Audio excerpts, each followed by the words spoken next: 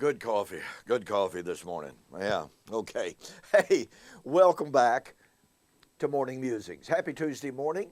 Welcome back. My name is Don K. Preston. I am the president of Preterist Research Institute of Ardmore, Oklahoma. And as I just suggested, this is what I call my morning musings. Okay, we are deeply involved in our study of Matthew 25:31 following in our ongoing study of the Olivet Discourse of Matthew 24 and chapter 25. I suggested to you yesterday, that the traditional view of Matthew chapter 25:31 and following is that it depicts the end of time. It depicts the end of the current Christian age, the Messianic age, the New Covenant age, whatever age you would like, whatever terminology you would like to use. That's what we are told that Matthew 25:31 and following talks about. Now, I probably should have spent more time yesterday demonstrating that Matthew chapter 24 cannot be the end of Christ's kingdom because it has him sitting on the throne, not quitting the throne. But I pointed out that many commentators, they like to say that Christ will end his, quote, mediatorial rule, meaning he would no longer rule as priest. But, Hebrews is going all the way back to Zechariah 6:13, but Hebrews chapter 8 tells us he is both king and priest on his throne, and of his rule and of his reign, Luke chapter 1:32 and 33, there is no end. So, but perhaps I'll develop that more about his unending priesthood in a later video, but I just want you to really grab the power of that, okay? If Christ, let me put it just as simply as possible. If it is true that Christ's mediatorial, i.e. priestly rule, never ends, then any view that says Christ's mediatorial rule will end is wrong.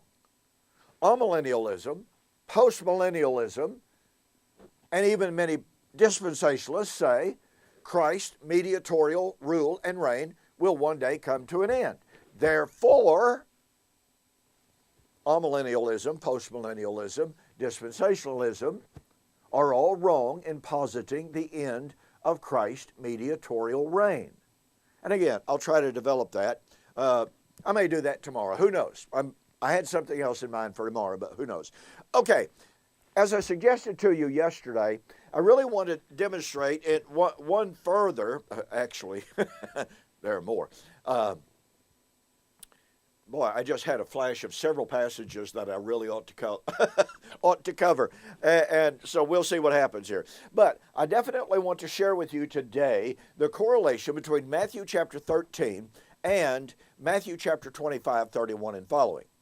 What we have in both passages is the gathering of both the righteous and unrighteous, wheat and tares, Matthew 13, and the righteous and the unrighteous, Matthew chapter 25. We have the consignment in both passages to both reward or punishment. In both passages, it is talking about the coming of the Son of Man. Now, in Matthew chapter 13, 33 and following, a slightly different word is used. It's suligo. That's the root word, primary word. And in Matthew chapter 25, 31 and 32, then we have a cognate of episynagoge, obviously in the futurist tense. But we should never fall into the trap of automatically assuming that, well, there's a different word used here from that used over here. We have to allow the biblical writers a little bit of journalistic leeway, shouldn't we? Both words convey a gathering to gather. So when Jesus, in Matthew chapter 13, uses suligo, and he uses sunexthesetai in Matthew chapter 25:32, we have no journalistic, we have no hermeneutical justification for saying, different words. There's just simply no justification for that. I mean, after all, the commentators 99.9% of them say, you know, Matthew chapter 13, that's the end of the current Christian age. That's the gathering. That's the harvest at the end of the current Christian age. Oh, and Matthew chapter 25, 31 and following, that's the gathering at the end of the current Christian age. Okay, since commentators are agreed that Matthew chapter 13 and Matthew chapter 25 are talking about the same time and they're talking about the same event, then the fact that they use slightly different words, suligo versus sunexthesatai, guess what? It means absolutely nothing insofar as any dichotomization or distinction between the gatherings. So here's what I want us to see. In Matthew chapter 13, 39 and following, Jesus, in explaining the parable to his disciples, says the harvest, that's the gathering. And, you know, I should point this out. I earlier demonstrated the incredible significance of the Greek word episynagoge, sunago, sunagi, and cognates. And how those words can refer to nothing more than a mundane, you know, any day, every day gathering. I understand that. I acknowledge that. However, I also insisted those words are used in messianic and eschatological texts to signify the last days ingathering. Now, when we read about Sukkot as the harvest of ingathering, guess what word is used? Synagogue. So here we have the feast that is typological, that is a foreshadowing of the final ingathering, the eschatological resurrection. And the very word that is used in the Greek is a form of episynagoge. Guess what? I mean, that just cues us in right then and right there that episynagoge and all of its cognates are extremely important when they talk about, when they prophesied, Isaiah 27:13, and a bunch of passages in the book that I am currently writing on the last day, the last hour, the last trumpet resurrection, and just in going through the book of Isaiah, I document how episynagoge and its cognates are used over and over and over again to speak of the eschatological ingathering, the ingathering of Matthew 25:31 and following. So harvest, Sukkot, is the episynagoge, the ingathering. There's no distinction. Okay. Harvest is at the end of the age. Now, some translations render it the end of this age. That doesn't seem to be the majority translation, but that's okay. Here's something you absolutely must catch the power of it. And it goes back to yesterday's video. Harvest occurs when? Well, Jesus tells us in Matthew chapter 13 by using a very distinctive Greek term,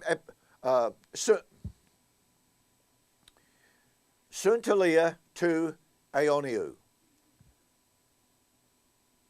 The consummation, the full end of the age. Don't you just hate it when you have a brain burp? Anyway, so the harvest would be at the end of the age, the synagogue, the ingathering. At the suntelia, the full consummation. So the question therefore becomes, at the end of what age does the harvest, the ingathering, take place? Well, I shared with you yesterday, ladies and gentlemen, the Christian age, the Messianic age, the New Covenant age has no end. Just this week, I was corresponding with an individual privately, and they were talking about the end of this age, the end of this age. And yet they made the mistake, an honest mistake, a sincere, they didn't sincerely intend to make a mistake, but they made the mistake of admitting that the gospel of Christ, has no end. Matthew 24:35. Well, hallelujah. The gospel of Christ, which is for the salvation of mankind, which is to bring redemption, forgiveness, has no end.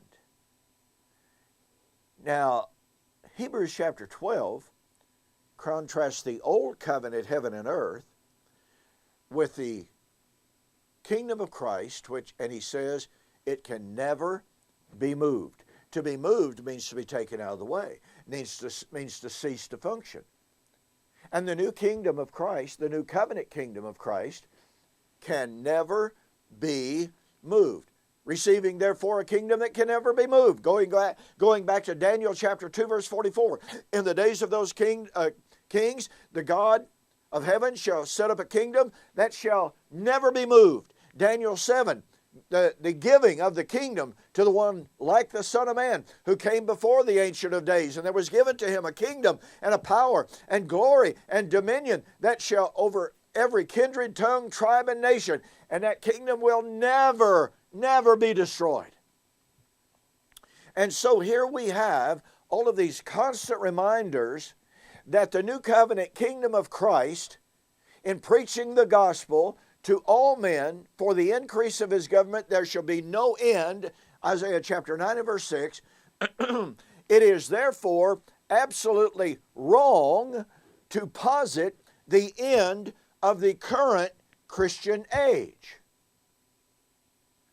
The Christian age has no end. That means that the harvest at the end of the age, the suntelia to aionion,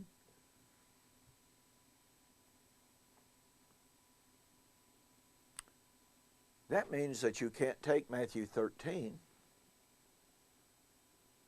and say it applies to a yet future end of the Christian age, which has no end, and you cannot have it apply to Matthew 25:31 and following as a prediction of the end of the Christian age. Listen, ladies and gentlemen, when we understand that Matthew 13, Matthew chapter 25, is the harvest of the old covenant age, it is not the harvest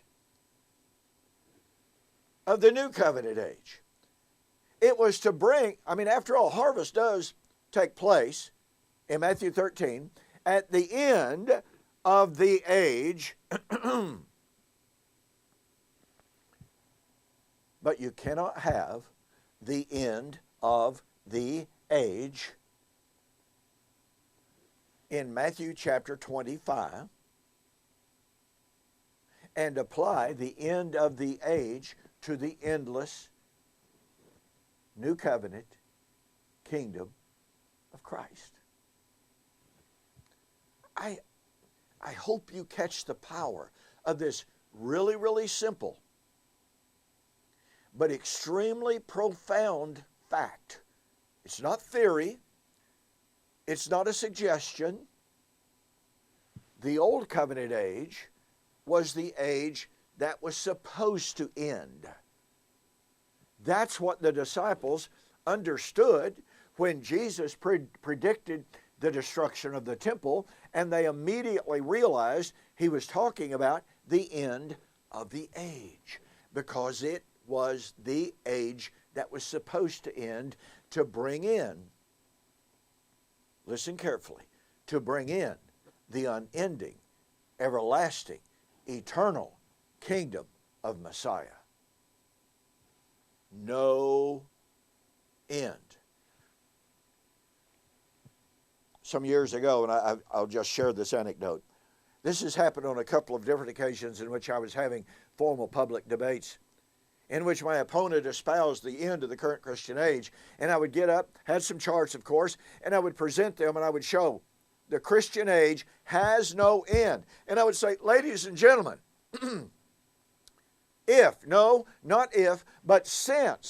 since the Christian age has no end, my opponent is absolutely, categorically, undeniably wrong to talk about the end of the current Christian age. And I'm telling you, when I made that simple point, an electric shock went through the audience. I would witness people just turning to one another and going,